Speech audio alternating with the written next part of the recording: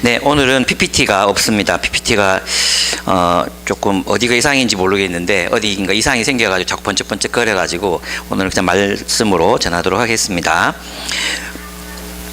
네, 오늘 함께 나눌 말씀은 출애굽기 34장 10절에서 35장 19절을 오늘 강해합니다. 저는 이 본문을 이제 묵상하면서 이제 제목을 예배를 회복하라라는 제목을 붙여 봤습니다. 이 본문은 이스라엘이 하나님을 이제 황금 송아지로 대체하고 나서 우상 숭배에 빠지고 나서 언약이 파기됐잖아요. 하나님과 하나님 백성들의 언약이 파기됐는데 그래서 하나님께서 그들과 함께 올라가지 못하겠다. 그러나 나는 내 약속을 지키겠지만 내가 너희들과 동행하지는 못하겠다고 말씀하셨어요. 그죠? 그런데 모세가 이제 하나님을 설득하죠. 우리와 함께 가주십시오. 우리와 함께 가주십시오. 설득해서 하나님께서 그 모든 말을 들어주겠다 하셔가지고 다시 언약이 체결되는 그런 장면입니다. 그러니까 하나님과의 파기된 언약, 이스라엘 백성 때문에 파기된 언약이 모세의 간청으로 다시 회복되고 그래서 그 언약이 복구되는 장면이에요. 그래서 이 본문을 보면 앞에 나왔던 이야기가 반복되고 있는데 빠진 이야기가 있어요. 그게 뭐냐 하면 이스라엘의 사회 윤리가 빠졌어요. 그죠? 가난한 자 돌봐라, 약자들 섬겨라, 나그네를 보살펴라 이랬던 하나님의 율법은 빠져 있고 무엇과 관련되어 있냐면 하나님을 예배하는 문제만 여기서 새롭게 다루고 있습니다. 그것은 왜냐하면 그들이 이제 황금 송아지를 하나님으로 대체해서 섬겼기 때문에 하나님을 예배하는 일에 실패했잖아요. 그래서 그 하나님을 예배하는 일에 대해서 다시금 언약을 맺으시는 장면이 오늘 우리가 읽었던 본문에 나오는 장면이라고 할 수 있습니다. 그렇다면 우리는 왜 이 예배를 회복해야 할까요? 우리 지난번에는 우리 하나님의 관계를 좀 회복하려면 어떤 일들을 해야 되는가에 대해 살펴봤지만 오늘 우리의 그 중에서 핵심이 예배를 회복하는 것, 그것이 우리의 삶을 회복하는 일과 밀접하게 관련되어 있다는 것을 이제 볼 수 있습니다. 왜냐하면 사람은 왜 예배를 회복해야 되는가? 왜 하나님에 대한 예배, 즉 뭐 다른 우리가 예배하는 것들이 많잖아요. 근데 그게 아니라 그 모든 것들을 다 포기하고 하나님만을 예배해야 되는가? 사람은 예배하는 존재이기 때문입니다. 어제 우리 이제 배동만 교수님 오셔서 이제 강의하실 때도 말씀하셨지만 인간은 종교적인 존재이다. 호모 릴리기오스, 하나님 인간은 종교적인 존재이다. 그래서 인류가 있는 모든 집단과 모든 거주지에는 다 제단들이 발견되잖아요. 인간은 어떻게든 신을 찾고 신을 섬기기를 원했던 그 인간 새겨진 그 본성이 인간 속에 존재한다는 것입니다. 그래서 이 사람은 예배하는 존재인데 이 예배하는 대상을 잘못 찾으면 인간의 삶이 일그러지고 망가지고 파괴되기 때문에 누구를 예배하며 살 것인가가 가장 핵심적인 인간 본질에 관한 인간의 삶에 대한 그런 이야기가 되기 때문입니다. 그럼 우리가 예배하는 게 뭐냐? 그 다른 말로 하면 우리가 가장 귀중하게 여기는 것, 우리가 가장 소중하게 여기는, 우리가 가장 가치 있게 여기는 것, 그것이 우리의 예배의 대상이라고 할 수 있습니다. 사람은 세상에서 가장 귀하다고 생각하는 것을 위해 희생하고 충성합니다. 폭삭소가 수다에서 관식이는 애순이에게 충성과 헌신을 다 바치죠. 그리고 금명이 은명이 동명을 위해서 살겠다고 이제 결단하잖아요. 그것처럼 인간은 무엇인가를 위해, 누군가를 위해 자신의 삶을 드리고자 하는 마음들, 본성이 우리에게 있습니다. 어떤 사람에게는 자식이 혹은 아내가, 또 어떤 사람에게는 국가와 민족이, 또 이데올로기가 그런 대상이 될 수 있습니다. 또 어떤 사람에게는 자기 자신이, 또 자기 자신을 섬기기 위해서 돈을 숭배하기도 합니다. 제 친구 김기현 목사님이 쓴 책 예배 인생 최고의 가치라는 책에서 예배란 워스 더하기 쉽, 그래서 가치를 인정하는 것이 예배다. 우리가 하나님을 예배한다는 것은 하나님의 가치를 인정하고 그에 걸맞게 예우하는 것, 그것이 예배다. 이렇게 이제 말씀하신 적이 있습니다. 그 책에서 김기현 목사는 하나님만이 우리의 최고의 헌신과 충성과 예배를 받으실 만한 유일한 존재라는 것입니다. 그러니까 예배란 우리의 삶의 목적과 가치에 연결되어 있다고 할 수 있습니다. 예배란 유일하신 하나님의 가치를 인정하고 그에 합당한 예우를 드리는 것. 예. 그래서 우리가 누구를, 무엇을 우리 삶의 중심에 둘 것인가에 따라서 우리의 삶의 모습이 결정되는 것이죠. 예. 그 무엇을, 적어도 우리보다 더 큰 존재를 위해서, 정말 우리의 인생을 드릴 만한 가치가 있는 존재를 위해서 우리의 인생이 드려질 때 우리의 인생이 그 목적과 가치를 회복하고 진정한 인간다운 삶을 살아갈 수 있기 때문이라는 것입니다. 그래서 오직 성경은 오직 하나님만이 우리를 진정으로 자유케 하고 해방하게 하고 우리를 억압하지 않고 우리를 착취하거나 이용하지 않으시는, 정말 우리가 지난 시간에 살펴봤던 것처럼 하나님은 자비롭고 긍휼이 많으시고 사랑이 많으시며 용서하시고 또 노하기를 더디하시는 인자와 사랑이 충만하신 그분이시기 때문에, 우리를 창조하신 분이 바로 그분이시기 때문에 우리가 그분을 섬길 때 우리의 모습이 회복될 수 있다는 거죠.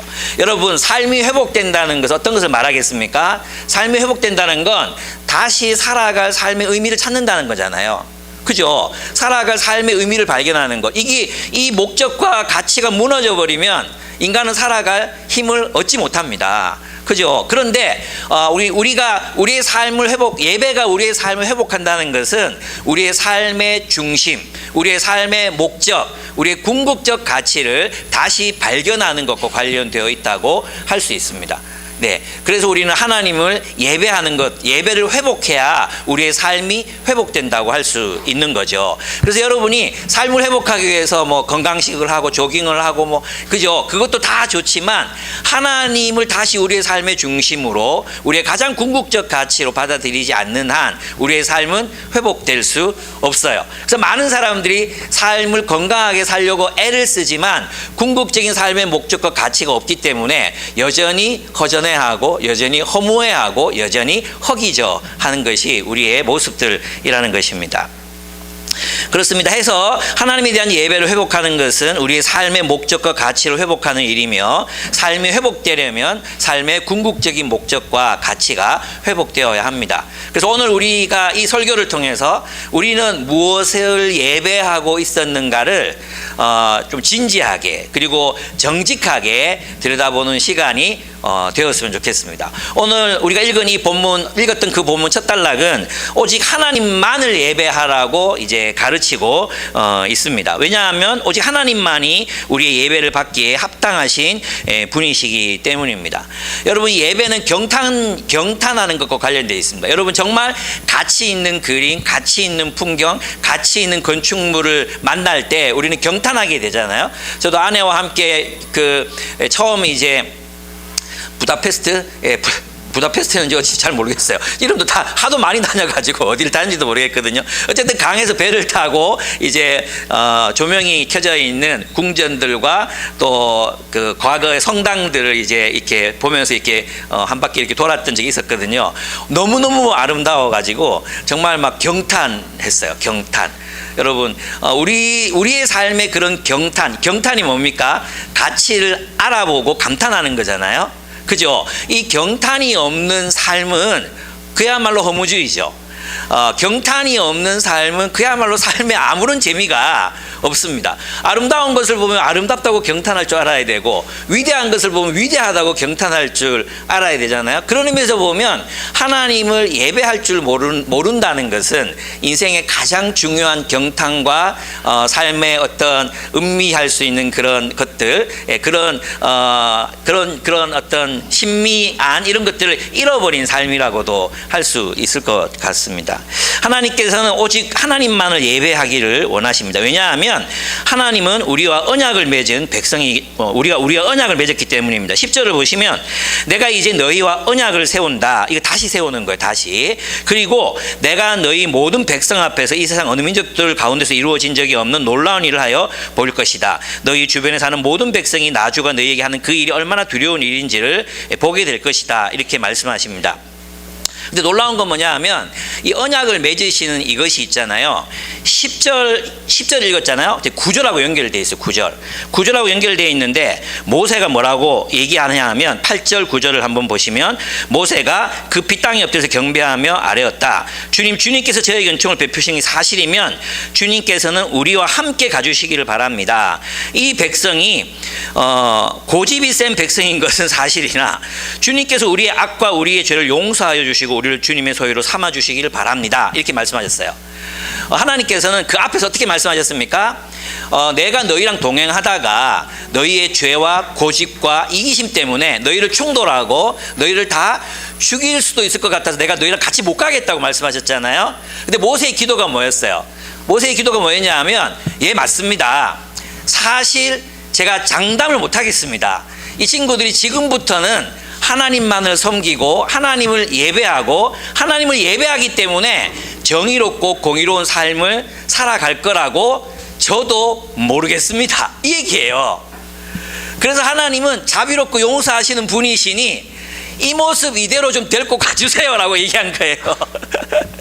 그렇죠. 소망 없는 거 맞습니다.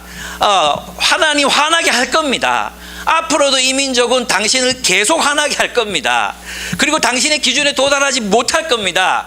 그러나 하나님이 당신의 영광을 보여주시면서 당신은 자비롭고 은혜가 많으시고 용서하시는 분이라 하셨으니 이 모습 이대로 데리고 가 주십시오 라고 얘기한 거예요. 거기에 대해서 하나님께서 네가 말한 대로 하여 주겠다고 말씀하신 거죠. 그래서 이제 하나님과 하나님의 백성과 죄인인 하나님의 백성과의 동행이 시작되는 것입니다. 그것이 하나님의 백성들과 맺은 언약이었어요. 그래서 하나님은 이제 교회가 혹은 하나님의 백성들이 제대로 잘 못 살아도 이 언약을 파기하실 수 없어요. 우리한테는 너무 좋죠. 만약에 하나님께서 우리가 잘할 때만 데리고 가고 이 새끼가 또 디비졌네 그러면서 이제 막 그럴 때는 못 데리고 가고 심판하시면은 우리 가운데 몇 명이나 살아남아 있겠습니까? 근데 하나님께서는 우리가 죄인임에도 불구하고 우리가 죄 지을 거라는 거 알면도 불구하고 그래 내가 너 말에 동의한다. 그리고 내가 너와 함께 너희들과 언약을 맺겠다. 그리고 내가 그 땅, 너희에게 들어갈 그 땅에 이방 민족들을 몰아내고 그리고 너희를 그 땅에 심겠다라고 이제 말씀하시는 것입니다. 그러니까 이제 하나님은 누구와 함께 이 그 땅이라는 개념이 굉장히 중요하다고 했죠. 이 땅은 뭐냐? 구약에서 땅은 하나님이 약속하신 그 땅은 하나님의 통치가 실현될 하나님 나라, 즉 천국을 의미하는 것입니다. 하나님께서는 이스라엘 백성들을 데려다가 가나안 땅에 거기서 하나님의 정의와 공의가 지배하는 그런 하나님 나라를 세우기를 원하십니다. 그렇게 너희를 데리고 가서 내가 너희로 하나님 나라 되게 하겠다. 하나님 섬기는 나라, 하나님의 뜻이 실현되는 나라, 자비와 헤세드와 정의의 나라로 너희를 세우겠다고 이제 언약을 맺으시는 거죠. 그래서 하나님께서는 그들을 데리고 이제 가시는 것입니다. 근데 거기 가서 이제 두 가지를 명령하세요. 하나는 뭐예요? 거기 있는 석상들과 신상들을 파괴해라고 얘기하시잖아요. 그죠? 왜 그렇게 했습니까? 자주 제가 말씀드렸지만 고대에는 신들이 신상을 가지지 못하면 능력이 없어요. 그래서 어떤 신상이 있으면 그 신상, 아세라 신이라면 그 신이 이 땅을 다스리는 신이다. 즉 권력의 문제예요. 권력의 문제. 그 신이 이 땅을 지배하고 있다. 이거거든요. 그럼 하나님의 백성, 하나님을 섬기는 하나님의 백성들이 들어갔잖아요. 그럼 뭘 당연히 파괴해야 되겠어요? 신상을 파괴하는 거예요. 그것은 뭐냐 하면 이 우상 숭배와 관련된 정치적인 권력들의 파괴까지도 의미하는 것입니다. 이제 더 이상 그 신들과 언약을 맺지 말라는 것은 그 신들과 언약을 맺어서 너희가 영향을 받지 말라. 그 신들이 그 땅에서 영향을 미치지 못하도록 하라. 그 신들이 권력을 행사하지 못하도록 하라. 그 신들을 빙자해서 권력자들이 자신의 욕망을 정치에 투입하지 못하게 하라. 오직 하나님의 뜻만이 그 땅을 다스리도록 하라. 이것이 그 신상과 석상을 파괴하라는 말의 진정한 의미였던 거죠. 예, 그렇습니다. 그래서 신상을 파괴하라 그러잖아요. 그리고 뭐 하지 말라 그래요? 그 땅에 사는 사람들과 언약을 맺지 말라 이렇게 얘기합니다. 이 언약을 맺지 말라는 것은 조약을 맺지 말라는 거예요. 그래서 이제 화평 조약을 맺으면 서로 결혼도 해야 되고 또 뭐 그 신들 뭐 또 축제에 초대하면 또 그 신들에게 경배도 해야 되고 막 이런 일들이 생기잖아요. 그러지 말아라. 너희는 오직 하나님만을 섬기는 땅으로 그 땅을 세워가야 된다는 것이었습니다.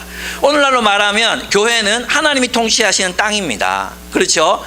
그리스도께서 통치하는 몸이고 하나님이 통치하시는 땅이에요. 그러면 이 땅은 어떤 땅이어야 합니까? 하나님이 다스리시는 공동체여야 한다는 것이죠. 그렇습니다. 그러니까 하나님께서 그들과 언약을 맺지 말고 자녀들을 결혼시키지 말라고 한 이유는 바로 그들이 혼합주의, 그 땅에 있는 신들을 섬기며 그 신들의 지배 아래 들어가서 결국 하나님 나라를 이루지 못할 것에 대해서 염려하셨기 때문에 온전히 너희는 하나님의 통치를 따라 살아가는 나라를 세우려면 그들과 언약을 맺어서는 안 된다 이렇게 말씀하셨던 것입니다. 그래서 여러분 우리도 중요합니다. 먼저는 우리 이 공동체가 순수하게 하나님의 말씀의 통치를 받는 공동체로 세워가는 것 굉장히 중요하다고 할 수 있습니다. 그렇죠? 또 하나 중요한 게 뭡니까? 우리 세상에서 누구랑 연결되어 살아갈 것인가, 굉장히 중요한 문제라고 할 수 있습니다. 여러분 사춘기에 있는 청소년들을 망치는 가장 중요한 요인이 뭡니까? 친구거든요. 그리고 친구들의 영향을 받습니다. 그래서 우리 사춘기를 겪는 이 아이들에게 교회 친구들, 신앙이 좋은 친구들, 말씀을 따라 살아가는 친구들로 우정관계를 만들어가는 것이 양육의 가장 본질이라고 할 수 있습니다. 왜냐하면 청소년 아이들은 친구의 영향을 받거든요. 친구 따라 강남 간다고, 친구 따라 클럽도 가고, 친구 따라 타락도 하고, 친구 따라 가출도 하고 그럽니다. 그래서 우리가 자녀들을 정말 잘 좋은 사람들과 교제하며 살아갈 수 있도록 그 환경을 만들어주는 것이 굉장히 중요하다고 할 수 있습니다. 어릴 때는 부모가 제일 중요해요. 사춘기가 지나고 나면 친구들이 진짜 중요하거든요.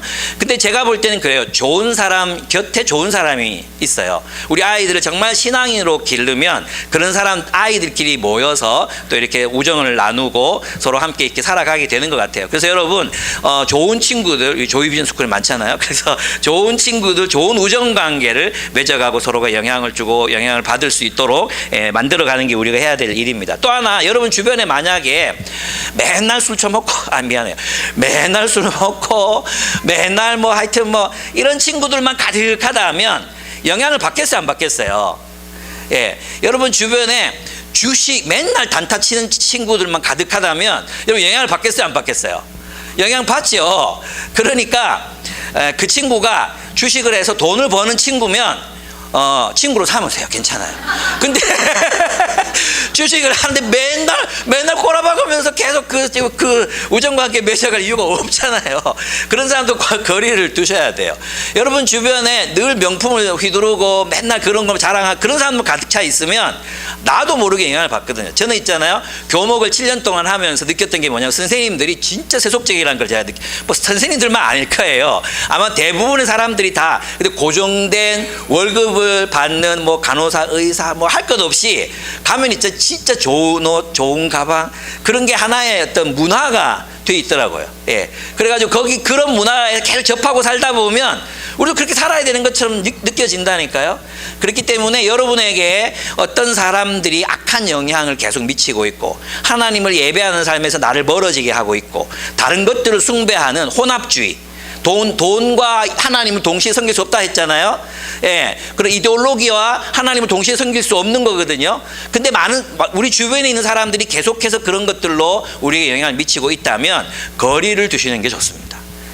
그리고 우리는 그들과 마음을 나누기보다는 섬기기 위해서 만나는 것이지 우리 깊은 내면을 다 나누기 위해서 그분들을 만나는 건 아니라는 거 아셔야 돼요. 그렇다고 우리가 세상에서 고립돼서 살 수는 없잖아요. 바울이 말했던 것처럼 그렇게 살려면 세상을 떠나야 하리라 그랬잖아요.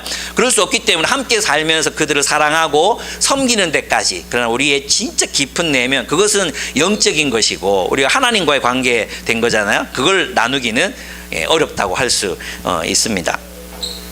그래서 여러분 주변에 누구를 둘 것인가 중요합니다. 여러분이 만남을 가질 때도 그들을 통해서 내가 선한 영향력을 받을 수 있는 사람. 왜냐하면 사람은 물드는 존재이거든요. 사람은 아무리 주관이 세도요 반드시 물드는 존재들입니다. 그렇기 때문에 우리 주변에 누구를 둘 것인가는 여러분이 선택할 수 있잖아요. 청소년기 때야 옆자리에 앉으면 친구잖아요. 그죠? 그러나 이제 성인이 돼서는 우리가 친구를 이제 선택하고 만들어갈 수 있잖아요.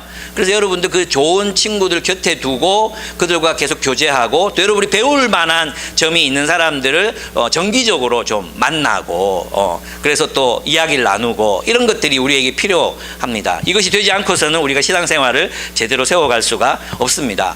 교회는 그런 의미에서 이제 진정한 우정의 공동체라고 할 수 있습니다. 그런 우정 관계, 즉 하나님이 통치하시는 공동체 안에서의 아름다운 우정을 나눌 수 있도록 서로를 세워 가야 되죠. 우리 교회에서는 적어도 명품백 얘기하면 왕따 되는 분위기잖아요.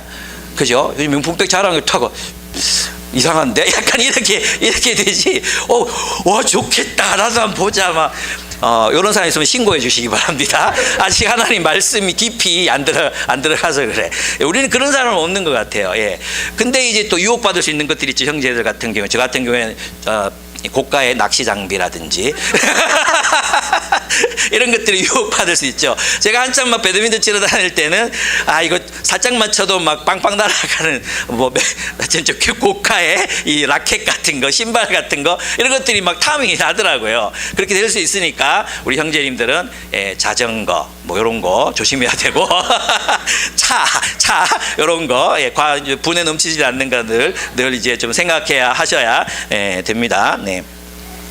두 번째 이제 34장 18절에서 26절을 보시면은 이건 자주 제가 말씀드리는 건데 한번 보겠습니다. 18절 보시면 무교절 나오죠. 무교절. 아비볼에 또 1회 그 무교절 1회 동안 지키라 이렇게 하죠. 그 다음에 그때 태를 처음 열고 나온 것, 이것은 출애굽과 관련돼 있습니다. 그러니까 6월절에 무교절로 시작하잖아요. 무교절. 그리고 6월절과 관계되어 있는 절기들입니다. 그 다음에 엿새 동안 일을 하고 하루는 하나님을 예배해라고 말씀합니다. 그 다음에 77절, 이것은 이제 오순절이잖아요. 오순절. 이건 이제 그 처음 난 곡물을 하나님 앞에 드리고, 그 다음에 율법을 처음 받은 날을 기념하는 게 77절입니다.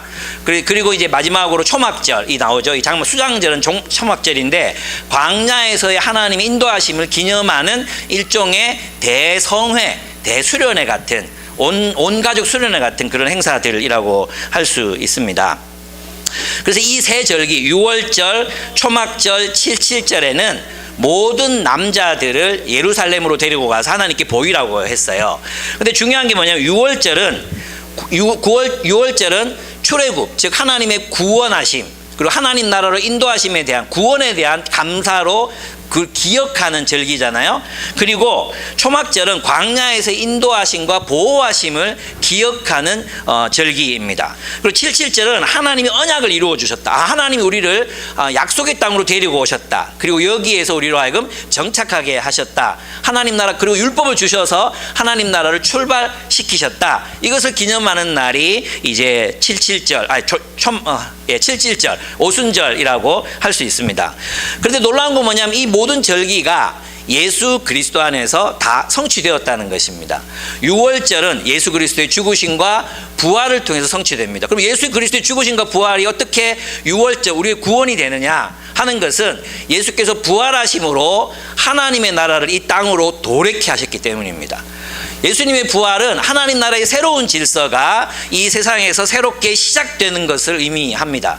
예수님의 죽으심과 부활은 이 옛 세상 속으로 하나님 나라의 새로운 세계가 도래했음을 알리는 거거든요. 그 6월절은 예수 그리스도 안에서 성취됐습니다.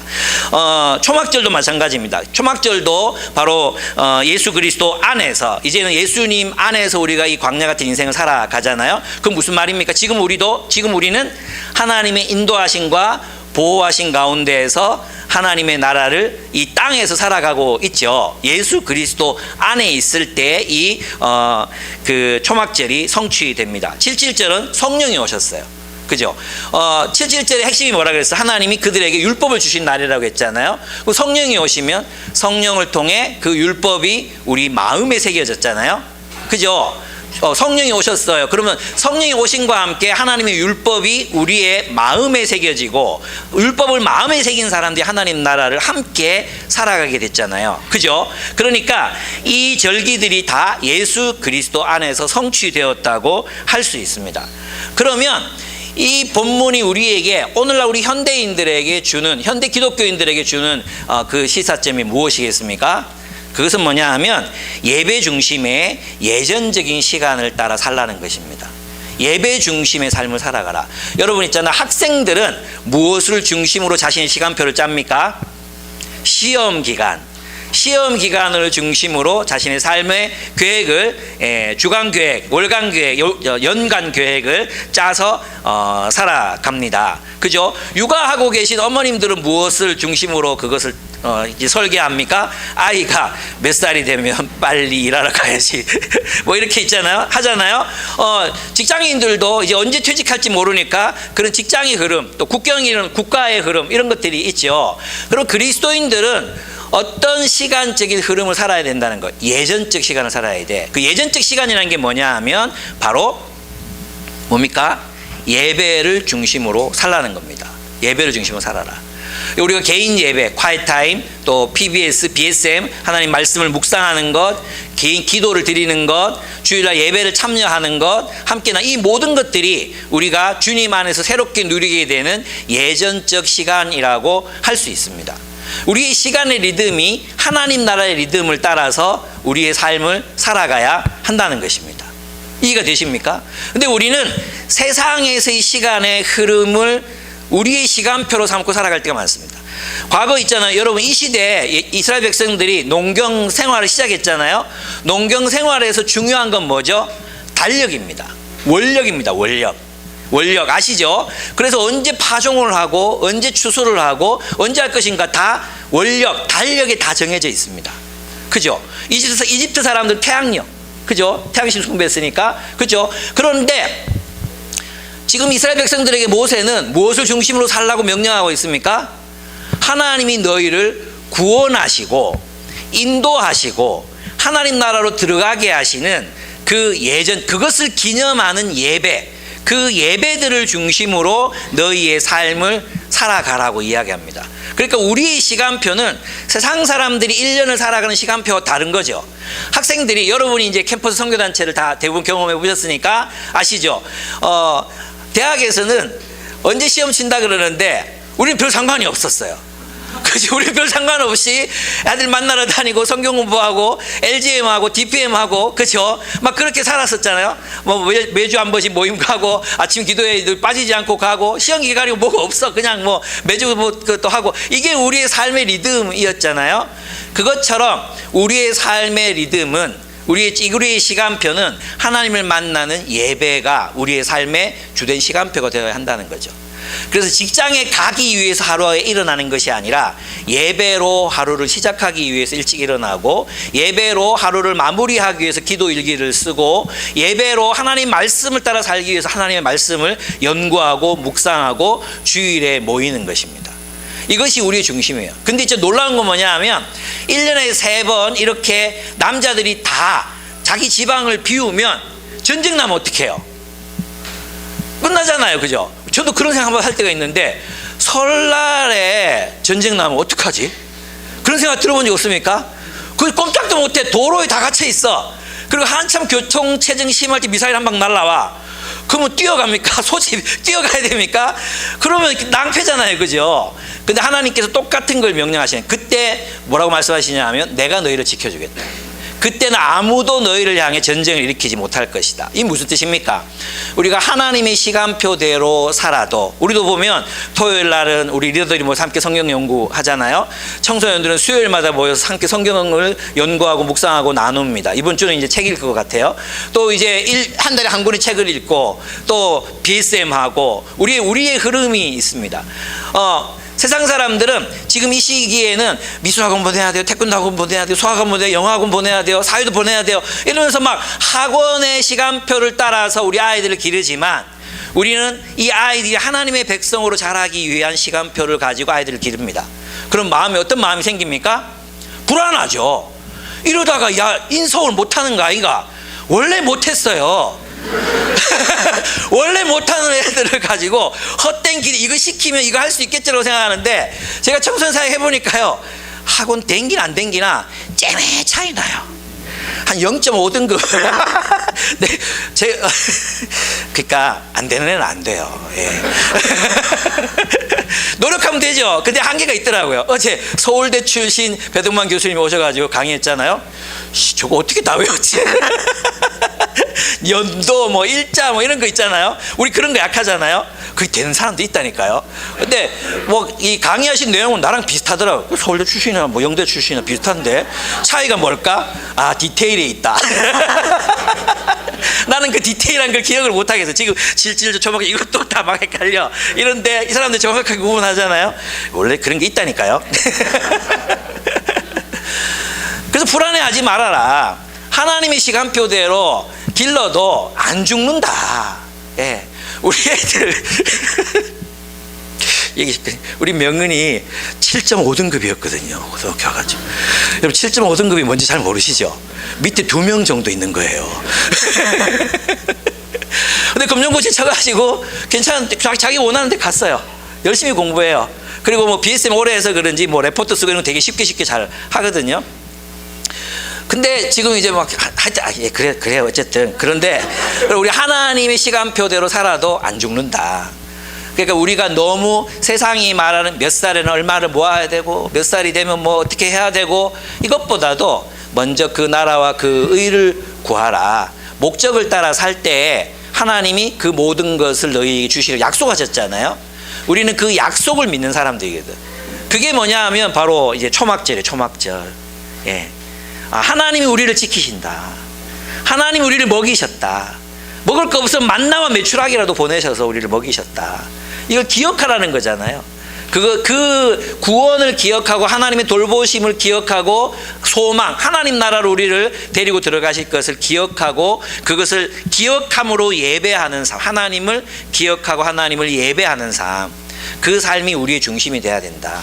세상의 달력, 세상의 연령, 세상의 어떤 목적들이 우리의 중심부로 들어와서 아이들의 시간표를 결정하고 우리의 인생 계획을 결정하는 것이 아니라 하나님의 계획, 하나님의 예전적 시간, 하나님의 시간을 중심으로 우리의 시간을 설계하자. 그죠? 저는 한 번도 제 나이에 환갑이 돼서 청소년 사역을 하게 될 거라고 상상도 해본 적이 없어요. 저는 나이 60이 되면 낚시 다녀야지 그러고 생각했어요. 근데 하나님의 시간표는 제가 생각하는 것과 달랐어요. 예. 하나님이 또 후임자를 계속 안 보내시잖아요. 그래서 하나님께 기도해요. 하나님, 내가 75까지는 못합니다. 그 전에 보내주셔야 됩니다. 기도하는데 하나님이 이제 안 보여주셔가지고 마음이 때때로 힘이 빠지고 괴롭기도 하지만 또 해보니까 재밌어요. 예, 그래서 지금 제 머릿속에는 여러분이 점점 지워지고 있고요. 자윤이, 자민이, 뭐 희성이, 이준이 이런 애들이 이름이 제 머릿속에 이제 가득 차고 있습니다. 슬프지만 뭐 어쩌겠어요. 예, 하나님이 나를 그렇게 하신데. 근데 이제 놀라운 건 뭐냐 하면 우리가 하나님의 시간을 따라 살 때 있잖아요. 저처럼 여러분처럼 취약해지는 겁니다. 예. 여러분 경험해 보셨죠? 여러분이 캠퍼스에서 하나님의 시간표를 따라 살 때 취약해졌잖아요. 뭐 이렇게 살아도 되나? 남들은 뭐 토익이다 토플이다 뭐 오만 거 다 하는데 이렇게 살아도 되나? 근데 돌아보시면 어떻습니까? 하나님께서 여러분과 함께 하셨습니다. 그게 하나님의 뜻이었다면 우리는 그 순종해서 그 길을 걸었습니다. 그죠? 우리가 순종했습니다. 그럼 그 나머지도 하나님이 책임지실 걸 믿어야 합니다. 그렇지 않습니까? 예, 그렇습니다. 그렇게 하나님을 예배하고 누룩 없는 빵, 가장 좋은 첫 열매들, 그것들로 하나님께 합당한 것을 드리고, 염소의 저주로 새끼 염소 삶지 마라. 뭡니까? 하나님께 드릴 만한 것으로 드려라. 그렇게 잔인한 방식으로, 세상적인 방식으로 하나님께 드리지 말라는 뜻입니다. 세 번째는 이제 34장 27절에서 35절에 나오는데요, 하나님과의 연합을 구하라는 것입니다. 우리가 예배를 회복한다는 것, 하나님과 연합을 다시 소망하는 것을 의미합니다. 모세는 하나님의 말씀을 듣기 위해 하나님 앞에 나아갑니다. 그리고 하나님이 지시하신 대로 돌판 2개를 깎아서 만들고 곧 하나님 시키시는 대로 거기에 10계명을 기록합니다. 근데 놀라운 건 뭐냐면 이 빼도 되는 구절 같은데 이 기자는 모세가 하나님을 만나고 왔을 때 그 얼굴에 빛이 났다. 이 빛의 원어가 뿔이기도 하거든요. 그래서 여러분 미켈란젤로가 그린 그 모세 그림을 보면 뿔이 나 있어요. 이렇게 뿔로 번역되기도 하는데 빛이라고 지금은 이제 다들 이제 생각합니다. 왜 그랬을까요? 예, 그것은 모세가 하나님의 영광에 물들었기 때문입니다. 인간은 물드는 존재라고 했잖아요. 스며드는 존재라고. 하나님을 많이 만나면 하나님에 의해서 우리가 스며들게 됩니다. 그래서 우리에게서 하나님의 영광을 나타내는 빛이 난다는 것입니다. 하나님께서 모세의 얼굴을 빛나게 하신 이유는 모세가 하는 말에 권위를 실어 주었습니다. 그 빛나는 얼굴은 사람들에게 두려움, 경외심을 불러일으켰습니다. 그렇게 있잖아요. 우리 영적 리더십의 핵심이 뭔가 이렇게 생각해 보면 우리가 누군가를 이끄는 삶, 우리가 가족을 이끄든지 아이를 이끄든지 누구를 이끄는 삶을 살잖아요. 그죠? 그런 영적 리더십의 핵심이 뭐예요? 하나님과의 연합이라는 겁니다. 하나님과의 연합. 그 하나님과 하나 된 데서 우리의 삶에서, 우리의 얼굴에서, 우리의 우리의 몸에서 하나님의 아우라가 나온다는 거, 아우라가. 그래서 이 빛은 모세에게는 진짜 빛이었지만 우리 대부분의 사람들에게는 우리의 인격으로부터 올라오는 그 아우라, 즉 영적 리더십의 핵심은 하나님과의 연합됨에 있다고 할 수 있습니다. 그리고 하나님께서 우리가 하나님과 깊이 연합되었을 때 우리가 하는 말에 힘이 실리게 되어 있습니다. 이해가 되시죠? 여러분, 아이들이 부모의 말에 권위를 느끼려면 어떻게 해야 됩니까? 여러분은 하나님과 친해야 됩니다. 하나님과의 친밀한 교제, 하나님과의 연합됨에서 나오는 그 아우라가 있습니다. 아우라. 예. 아시죠, 여러분? 돈독 오른 표정. 그 보면 알잖아요. 아, 저 사람 돈독 올랐구나. 이 표정이 있어요, 그죠? 늘 화가 나 계신 분 계시잖아요. 뭔지 모르겠는데 늘 화가 나 계신 이분은 어떤 거예요? 늘 자기를 화나게 하는 대상을 늘 만나는 거죠. 예, 늘 그렇게 자기를 화나게 하는 대상을 만나요. 또 늘 보면 얼굴이 염려가 가득한 얼굴, 수심이 가득한 얼굴이 있어요. 그죠? 그 사람 늘 자기를 수심 가득하게 한 대상을 맨날 만나니까 수심이 가득하죠. 안 그렇습니까? 근데 하나님을 깊이 있게 만나는 사람들의 얼굴에서는 뭐가 나타나는 거예요? 하나님의 빛, 하나님의 영광이 나타난다. 즉 이것은 우리가 뭐 이렇게 선크림을 바르고 뭐 광을 내고 그래서 나오는 게 아니라 하나님과의 깊은 인격적인 교제, 그리고 말씀과의 그 연합, 그것은 우리의 얼굴, 우리의 인생에서 아우라가 나오게 하는 그런 것이다. 그런 사람들이 알아보거든요. 사람들이 알아봐요. 예, 그런 사람을 알아보게 돼 있습니다. 예. 좀 뭔가 느껴지는, 앞에 보시면서 뭔가 느껴지는 게 없습니까? 예. 그렇습니다.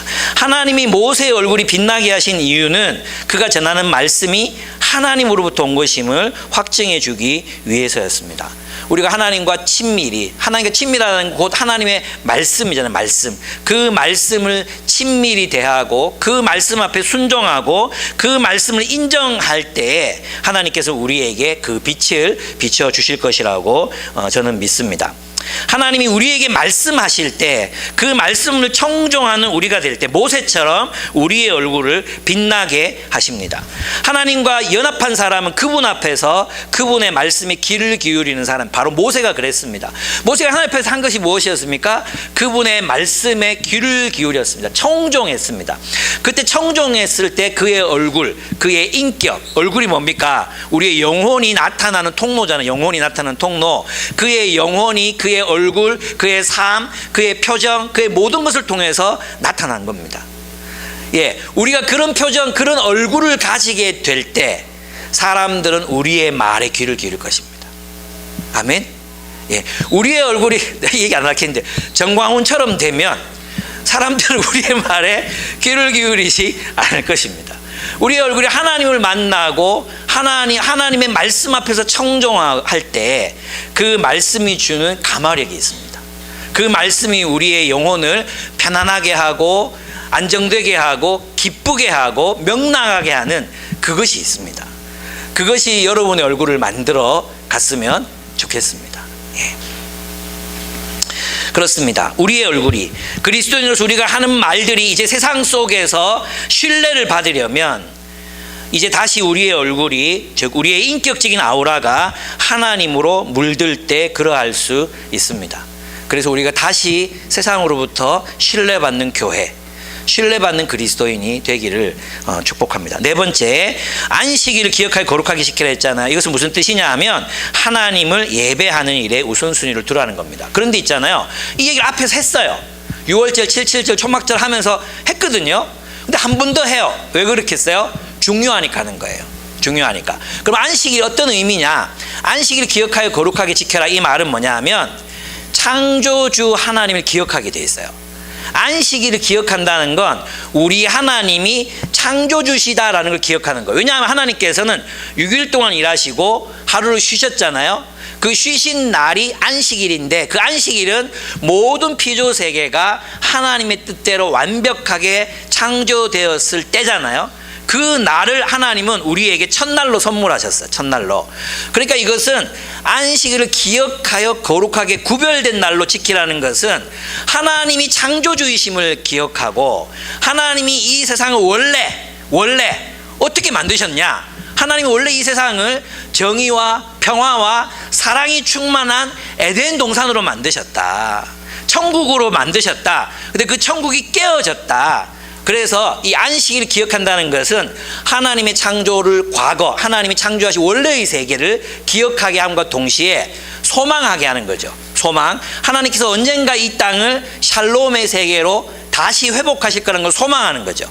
그리고 안식일을 기억하여 거룩하게 예배드림으로써 그 안식일을 지금 여기에서 누리며 향유하게 하는 겁니다. 그래서 하나님의 창조에 하나님의 창조사에게 우리를 초대해서 하나님의 창조에 참여하는 사람으로 우리를 부르시는 것이 바로 안식일을 기억하여 거룩하게 지키는 것이라고 할 수 있습니다. 이해가 되시죠?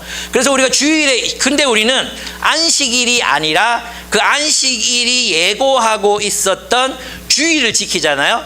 그럼 주일은 어떤 날이냐 하면 하나님이 안식일을 통해서 이제 안식일 지켜라, 내가 메시아를 보낸다, 그리고 이 땅에 하나님의 나라를 세울 거야, 그리고 메시아가 오시면 그 메시아 안에서 하나님 나라가 세워질 거야, 소망을 가져, 너가 포로로 끌려가서도 이거 잊어버리면 안 돼, 안식일을 기억하고 거룩히 지켜, 알았지? 그날은 반드시 쉬면서 하나님의 창조를 기억하고 하나님의 새 창조를 소망해야 돼. 그날이 바로 안식일이야 했잖아요. 그 안식일이 이제 예수 안에서 성취되는 거예요. 그래서 우리는 안식일을 기억하고 거룩히 지키는 게 아니라 주일을 기억하고 거룩하게 지켜요. 주일은 어떤 날입니까? 예수가 부활한 날, 하나님의 새 창조가 시작된 날, 하나님의 정의와 공의와 사랑의 나라가 출발한 날이 바로 주일인 것입니다. 그래서 우리는 주일날 모여서 뭐 하는 겁니까? 하나님이 언약하신 것을 이루시고 온 세상에 새 하늘과 새 땅을 도래케 하시고, 그래서 기억하면서 지금 여기에서 그 샬롬의 축제를 벌이도록 하는 것입니다. 그래서 우리의 주일은 안식일의 성취예요. 그래서 우리는 지금 여기서 예배드리고 소그룹하고 나눔하면서 뭘 경험하는 거예요? 천국을 경험하는 거죠. 계급이 없고 차별이 없고 혐오가 없고, 그리고 서로 이용하고 이용당하는 일이 없는 하나님의 정의와 공의가 가득한 그 세계를 미리 경험하는 날이 주일의 예배다, 주일의 공동체다, 공동체적 예배다, 이렇게 이야기할 수 있습니다. 근데 이것이 7일에 한 번씩 지켜져야 되는 이유가 있습니다. 기억해야 돼요. 우리는 주일을 함께 모여서 아직 완전하진 않지만 우리가 모여서 함께 밥 먹고 함께 말씀을 나누고 서로를 돌보는 이 시간이 참 행복하구나 하면서, 그러나 새 발에 피겠지. 언젠가 주님께서 이 세상에 하나님 나라를 완성하시는 그날에, 새 하늘과 새 땅이 도래하는 그날에 우리는 이 천국을 온전히 경험하게 될 거야. 하나님의 정의가 살아있는 그날, 하나님의 사랑이 완전하게 지배하는 그날 우리는 우리 모두가 눈물 없는 곳에서 참 모두가 서로를 사랑하면서 영원토록 살아가게 되겠지. 그걸 소망하면서 지금 여기에서 그것을 재현하는 거죠. 실현하는 거죠. 그게 주일이라고 할 수 있습니다. 그래서 저는 주일이 중요하다고 생각합니다. 주일은 첫날입니다. 우리가 부활의 삶을 시작한 첫날. 그러니까 주일 예배를 하면서 우리는 이제 월, 화, 수, 목, 금, 토. 그래서 이제 기독교의 달력은 일요일부터 시작하는 거예요. 일요일부터. 월요일부터 시작하는 게 아니에요. 일요일이 시작이에요. 어떤 시작? 하나님 나라를 출발시키는 날이거든. 그래서 우리는 주일 예배를 통해서 남은 일주일 어떻게 살 것인지를 계획하는 거죠. 그리고 함께 다지는 거죠. 힘을 공급받는 거죠. 함께 말씀을 먹고 함께 서로 힘이 되고, 그래서 일주일을 살고 또 주일 또 새로 시작하고, 그래서 주일은 주님이 다시 오시는 그날까지 영원한 새 출발의 날이라고 할 수 있습니다. 네, 그 다음에 다섯 번째 마지막인데 이제 성막이죠. 성막 35장 4절에서 19절입니다. 그죠? 여기에 보면은 이제 재물이 있는 사람들은 헌물 있죠. 이게 밭이라 그러잖아요. 그래서 무슨 청색실, 홍색실, 보석, 뭐 가죽, 뭐 할 것 없이 가지고 있는 사람들 밭이라 그랬잖아요. 이거는 이제 이 사람들이 이집트에서 번 것들, 또 이집트 사람들이 준 것들, 그런 것들인데, 마음에 원하는 사람들은 성막을 위해 자기 가진 걸 바쳐라. 그 다음에 기술이 있는 사람들은 자기 기술로 이제 성막을 만드는 일에 참여해라. 자발적으로 참여해라. 이렇게 명령하시잖아요. 이건 뭘 말하겠어요? 그러면 구약시대에 성막을 짓는다는 것은, 우리 지난번에 다 공부했죠. 성막을 짓는 것은 무엇에 참여하는 거라 그랬어요? 하나님의 새로운 창조다. 에덴 동산이 파괴됐잖아요. 그래서 하나님께서 이스라엘 백성들 사이에 에덴 동산을 만드시는 거예요. 그게 성막이에요. 성막. 성막은 하나님과 하나님의 백성들이 함께 거하는 곳이잖아요. 그러니까 성막을 제작하는데, 건축하는데 참여한다는 것은 이 성막을 지으면서 하나님의 새로운 창조에 내가 동참하는 것을 의미하는 거거든요. 그러니까 이 성막은 여러분 어떻게 발전해 가시는가를 보면, 성막이 뭐가 됩니까? 성전이 되죠.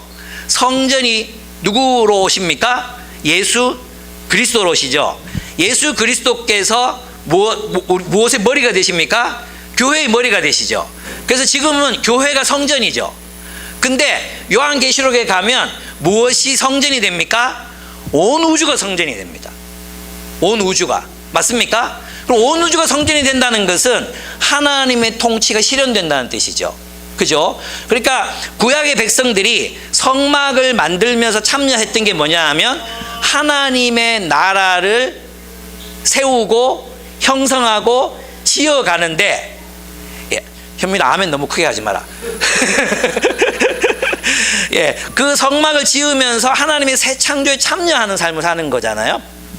그러니까 하나님의 통치가 실현되는 나라를 세우는 일이 성막을 만드는 일이었거든요. 그러니까 있잖아요. 이거 가만히 들여다보면요, 우리의 삶에도 이런 성막과 같은 성소가 있어야 돼.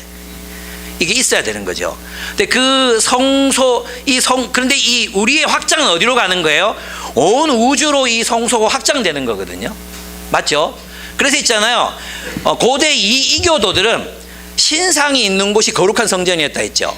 신상이 있는 곳. 신상이 세워진 곳, 성전, 그게 거룩한 장소였어요. 근데 하나님은 뭐라고 말씀하시냐 하면, 내가 거하는 곳이 거룩한 곳이라고 얘기하시거든요. 그래서 있잖아요. 하나님 모세에게 나타나셨죠. 나타나셨는데 어디에 나타나셨습니까? 떨기나무에 나타나시잖아요. 떨기나무에 나타나시니까 이곳은 거룩한 이 신을 벗으라고 말씀하시죠. 맞아요? 근데 신약에 와서 하나님은 어디에 거하십니까? 여러분 안에, 우리의 공동체 안에 거하시죠. 그러면 어디가 거룩한 곳입니까? 이제 여러분이 다니는 곳마다 성소인 거예요. 여러분이 직장에서 일을 하고 있으면 그 직장이 예배처야. 예배처. 그 직장이 거룩한 곳이 되는 거예요. 여러분이 가는 길을 걸을 때 그 길을 걷는 그곳이 하나님이 여러분 안에 내주하시기 때문에 그곳이 거룩한 성소가 되는 것입니다. 그럼 우리가 성소로서 온 우주적인 삶을 살아간다는 것은 어떤 의미겠어요? 우리의 삶이 교회당 안에 갇히는 게 아니고, 우리의 삶이 그냥 이 교실 같은 요거 딱 갇히는 게 아니라, 온 세상이 하나님의 성소가 되도록 예배하는 삶을 살아가야 된다는 거죠. 여러분이 영양사라면 그 밥을 짓고 그렇게 할 때 그곳이 여러분의 성소가 되는 거고요. 여러분이 청소년과 관련된 일을 하고 있으면 그들을 만나는 그곳이 거룩한 성소가 되는 겁니다. 그 뭘로 해야 돼요? 온 땅이 하나님의 새 하늘과 새 땅이 될 것이라는 믿음 가운데서 하나님의 통치를 실현하는 거죠. 하나님의 통치에 순종하고, 하나님의 통치가 내가 맺는 관계, 내가 하는 일, 내가 하는 모든 것들 속에서 하나님의 통치가 실현되도록 살아가는 것. 그래서 모든 온 땅을 하나님의 성소로 만들어가는 것. 그것이 우리에게 주어진 명령이다. 성막을 지으라 했을 때 그 말씀 안에 함축된 의미가 바로 그런 의미라고 할 수 있습니다. 여러분 육아할 때 여러분은 아주 속되고 아주 육체적 이런 일을 하고 있는 게 아니라 애를 키우는 것 이 자체가 거룩한 일이다. 설거지를 하고 있을 때 여러분 형제들이 자매들을 위해서 설거지하고 있을 때 직장에서 일하고 와가지고 내 이런 것까지 해야 되나? 이게 아니야. 이게 아니야. 이게 뭐예요? 내가 지금 예배를 드리고 있다. 여러분이 피곤한 아내의 발바닥을 마사지 해주면서 나는 지금 거룩한 예배를 드리고 있다. 이렇게 생각해야 되는 거예요. 그게 맞아요. 우리의 모든 일상들이 하나님의 통치 안에서 이루어지도록 새 하늘과 새 땅을 바라보며 지금 여기에서 성소의 삶을 사는 것. 예, 여러분이 바로 그 거룩한 존재. 여러분 떨기나무 같은 존재들이에요. 성령이 여러분 안에 오셨지만 안 타 죽었잖아요. 하나님이 우리 안에 내주하시지만 하나님 약속 지키시는 거죠. 어떤 의미냐면 죄인이고 고집세고 죄 잘 짓고 그러지만 내가 너의 기도를 듣고 너와 함께 끝까지 동행하겠다. 끝까지 동행하겠다. 고집센 너희랑 내가 함께 가겠다. 또 언젠가 쓰러지는 너희랑 늘 배신하는 너희랑 나는 너희를 포기하지 않고 온 세상이 새 하늘과 새 땅을 이룰 때까지 하나님의 정의와 공의가 온 우주에 충만해질 때까지 나는 너희와 함께 하겠다. 그리고 너희를 통해 그 일을 이루어 가겠다. 아멘. 그래서 있잖아요. 성막 지으라는 말은 이제 너희의 가진 재물과 너희의 가진 재주로 하나님의 나라를 섬겨라. 너희가 하는 모든 일들이 하나님 나라의 삶이 되게 하라. 이런 것입니다. 그래서 크리스토퍼 라이트는 이렇게 얘기해서 이거 이제 한 4가지 정도로 나눌 수 있는데, 첫째는 교회를 세우는 일. 우리가 하나님의 선교에 참여한다는 게 뭐냐? 교회를 세워라. 뭘로 세우냐? 복음전도와 가르침.